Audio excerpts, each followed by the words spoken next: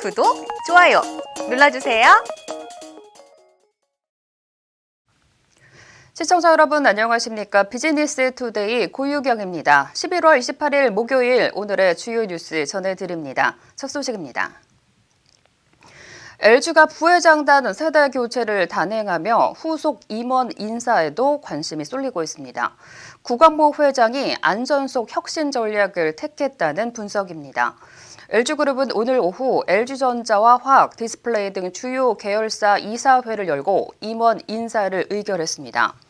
조성진 LG전자 부회장은 최고 경영자에서 물러나고 후임에는 권봉석 사장이 신임 CEO 자리를 맡았습니다. 박형세 LG전자 TV사업운영센터장은 권 사장이 맡고 있던 TV사업 담당인 HE 사업본부장을 맡고 이상규 LG전자 한국모바일그룹장은 LG전자의 한국 영업을 총괄하게 됩니다.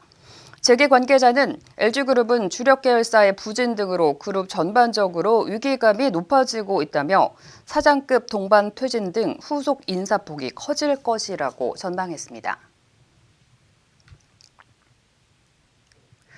삼성전자가 인텔로부터 PC용 CPU 위탁 생산을 맡을 가능성이 높아지면서 파운드리 사업에 청신호가 켜졌습니다.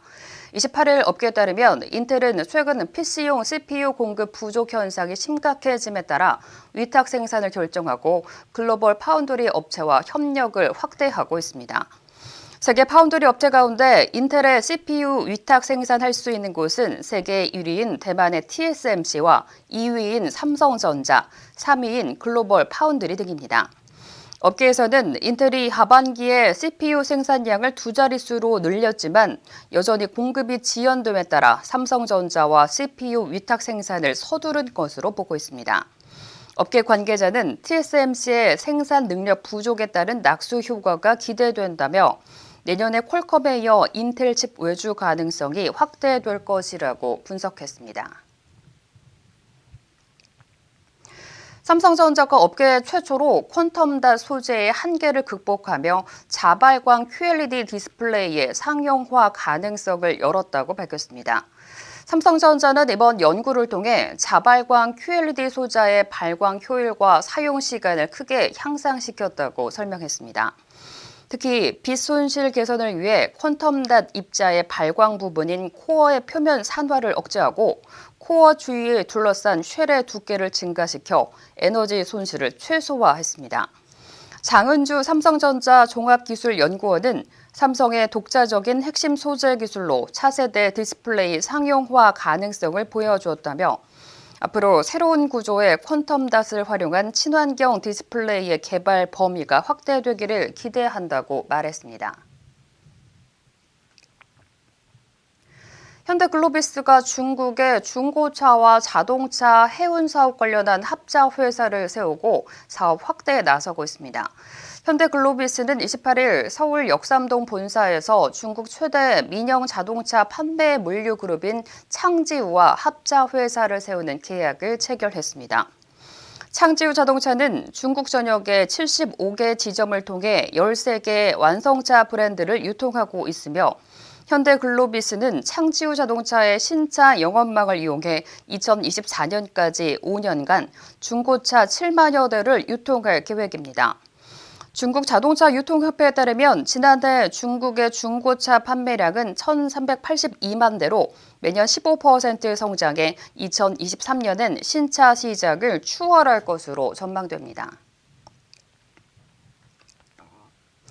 현대로템은 자체 개발한 영구자석 전동기 추진 시스템 기술이 한국철도학회가 주는 철도 10대 기술상을 수상했다고 밝혔습니다. 이 기술은 열차의 추진력을 내는 모터를 기존 유도 전동기 대신 영구자석을 사용해 소음을 줄이고 에너지 효율을 높인 첨단 모터 제작 기술입니다. 현대로템은 올해 5월 독자 기술 개발을 마쳤으며 이후 서울 지하철 6호선에 처음 적용해 현재까지 2926km를 한 건의 고장도 발생하지 않았다고 설명했습니다. 회사 관계자는 현재 시스템 성능 개량을 위해 8월부터 신제품 개발에 착수했다며 기존 직류 전압에서만 작동하던 시스템을 교류 전압에서도 작동하도록 성능을 개선하고 있다고 말했습니다. KT가 모바일 미디어 서비스 시즌을 출시하고 5G와 인공지능을 바탕으로 실감나고 편하게 즐길 수 있는 콘텐츠를 선보이겠다고 밝혔습니다. 시즌은 가입 요금제에 따른 화질 제한을 두지 않아 초고 화질로 제작된 콘텐츠를 누구나 생생하게 이용할 수 있습니다. 특히 AI 기술을 활용해 국내 최초로 감정에 따라 콘텐츠를 추천하는 내 감정을 읽는 스캐너 검색 기능을 제공합니다. KT 관계자는 시즌은 KT그룹의 미디어 시너지를 극대화한 결과물로 5G 시대가 필요로 하는 차세대 모바일 미디어의 표준이 될 것으로 기대한다고 밝혔습니다. 롯데는 오늘부터 내일까지 서울 송파구 잠실 롯데호텔에서 2019 롯데 마케팅 포럼을 진행한다고 밝혔습니다. 롯데 마케팅 포럼은 그룹 계열사의 마케팅 역량 강화를 위해 2012년부터 매년 개최하는 행사로 올해는 황갑규 롯데지주 대표이사와 계열사 CEO, 임직원 등 900여 명이 참석한 가운데 공감을 주제로 열렸습니다. 앞서 신동빈 회장은 지난 7월에 열린 하반기 사장단 회의에서 급변하는 경영 환경에 대처하기 위한 방안으로 공감의 중요성을 강조한 바 있습니다. 한편 올해 롯데 마케팅 어워드 대상에는 롯데 홈쇼핑의 공감 쇼핑쇼 L쇼가 선정됐습니다. L쇼는 30, 40대 고객에게 큰 공감을 얻으며 황금 시간대 매출을 크게 증진했다는 평가를 받았습니다. NC소프트의 신작 모바일 게임 리니지2 M이 출시 하루 만에 구글 플레이 매출 탑5에 진입했습니다. 28일 모바일 게임 순위 분석 사이트 개볼루션에 따르면 리니지2 M이 구글 매출 4위에 올랐습니다. 리니지2 M은 전날 구글과 애플 양대 마켓에서 동시 출시됐으며 정식 서비스를 시작한 지 9시간 만에 애플 앱스토어 매출 1위에 오르는 등 초반 흥행을 이어가고 있습니다. 게임업계 전문가는 주말 이후 유저 수가 증가하는 데다 높은 레벨의 유저가 많아지면서 매출은 오를 것이라고 전망했습니다. 관절염 유전자 치료제 인보사 사태와 관련해 코오롱 생명과학 조모 이사가 오늘 새벽 구속됐습니다. 서울중앙지법은 추가된 범죄 사실의 내용을 볼 때 구속의 필요성이 인정된다고 밝혔습니다. 조 이사는 인보사에 연골세포가 아닌 신장세포가 포함된 사실을 알면서도 식약처에 허위 자료를 제출해 제조 판매 허가를 받은 혐의를 받고 있습니다. 검찰은 조 이사의 신병을 확보한 만큼 책임 규명 등 윗선으로 수사를 확대할 전망입니다.